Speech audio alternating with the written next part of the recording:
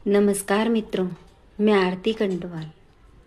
अभी मैं देख रही हूँ कि लोग दिल्ली में पानी भर रहा है तो बहुत कुछ कह रहे हैं सरकार के लिए। और मैं ये कहना चाहती हूँ कि जब हम दिल्ली आए थे तो केजरीवाल जी की सरकार तब थी, और उस वक्त भी इसी तरह से पानी भरता था, उसी तरह से यमुना गंदी रहती थी, सब कुछ था। और बहुत परेशान रहते हैं लोग जब पानी भरता है वहाँ पर, और आज भी स्थिति यथावत है। और कुछ चीज़ें हैं कि शायद एकदम तो सब कुछ ठीक नहीं हो सकता, लेकिन ये पोस्ट मैंने एक बार पहले भी की थी कि वहाँ पर सड़कों से पहले नालियों में ध्यान देना चाहिए था कि कहाँ से पानी बाहर निकलेगा सरकार को। लेकिन जो भी है कर रही है सरकार वहाँ पर, लेकिन मैं ये कहना चाहती हूँ कि वहाँ पर जितनी दोषी सरकार है, ये सब चीज़ें ठीक करने में नाकाम है वहाँ की सरकार। जो पहले आपकी सरकार रही हो, बहुत साल तक रहे हैं वो लोग, लेकिन उन्होंने वो ठीक नहीं किया। और आज बीजेपी में भी स्थिति यथावत अगर है तो इसका श्रेय लोगों को भी जाता है।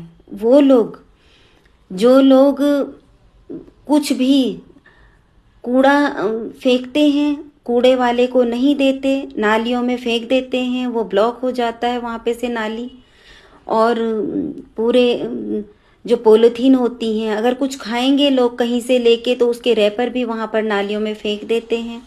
केले का छिलका, केला खाया उसका छिलका नाली में फेंक दिया, पॉलीथीन नाली में फेंक दी, बिस्किट खाया उसका रैपर नाली में फेंक दिया, चॉकलेट खाई उसका रैपर नाली में फेंक दिया। और जबकि वहाँ पर लगातार नगर निगम की गाड़ियाँ घूमती रहती हैं, प्राइवेट जो कूड़ा इकट्ठा करते हैं वो लोग वहाँ पर घूमते रहते हैं, लेकिन लोग वहाँ पर उन्हें देने की जहमत नहीं उठाते। भले ही 1000 का पिज्ज़ा खा लें, लेकिन 50-100 रुपये उन्हें देने के लिए कोई राजी नहीं होता। 50-100 रुपये भी महीने के कह रही हूँ तो। और नगर निगम की गाड़ियाँ तो फ्री हैं, उनमें भी कूड़ा कोई नहीं डालता, बहुत कम लोग जो डालते हैं। कभी दिख गया तो डाल दिया, नहीं तो ले जाकर किसी की वो दुकानें हैं वहाँ पर। मैं देखती थी एक बच्चे की ग्रोसरी की दुकान थी, उसके बगल में इतना ढेर बना रखा था। तो मैं हमेशा उसको कहती थी कि कंप्लेंट क्यों नहीं करते हो यहाँ पार्षद को आप, कि ये सब क्या हो रहा है यहाँ पे। और मैं देखती हूँ कि उन लोगों की भी उतनी ही गलती है आज, क्योंकि जो लोग आज बहुत बोल रहे हैं ना कि दिल्ली में पानी भर रहा है, अपनी भी गलती देखनी चाहिए कुछ लोगों को जो इस तरह से कूड़ा फेंकते हैं। आप लोग उस समय भूल जाते हैं कि आप ऐसे कूड़ा फेंक रहे हैं और वो कहाँ जमा हो रहा है। वो कूड़ा इस तरह से ब्लॉक कर देता है नालियों को, जहाँ से पानी जाना होगा ना बाहर, वो सब चीज़ें ब्लॉक हो जाती हैं। और आपको आसान है वो सब चीज़ फेंकना, लेकिन उनसे पूछिए जो बेचारे वो नालियाँ साफ़ करते हैं जो लोग।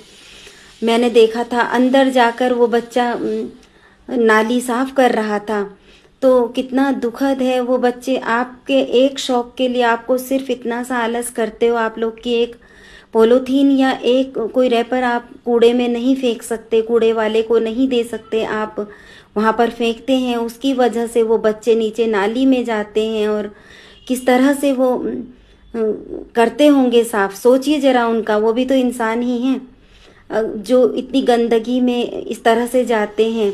आप कहेंगे ये उनकी ड्यूटी है, और मैं कहूँगी कि इंसानियत भी कोई चीज़ होती है। अगर आप लोग इंसानियत के नाते ये सब करना सीख लेना कि कूड़े वाले को कूड़ा देना है, इस तरह न फेंके सड़कों में, क्योंकि चाहे वो आपकी गली ना हो लेकिन दूसरे की गली है, वो बंद हो जाती है, वहाँ पर पानी भर जाता है, और दूसरों के वो बच्चे हैं, वो भी किसी के जिगर के टुकड़े हैं जो उन नालियों में उतरते हैं, उन गंदगी में उतरते हैं। और कभी कभी जान इतनी जोखिम में रहती है उनकी कि बहुत दुख की बात है ये।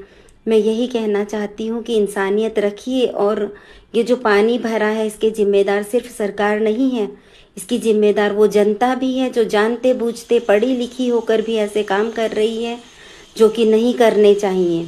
किसी पर भी दया करनी चाहिए, कि ऐसा नहीं कि वो उनकी ड्यूटी है, ऐसा नहीं कहना चाहिए।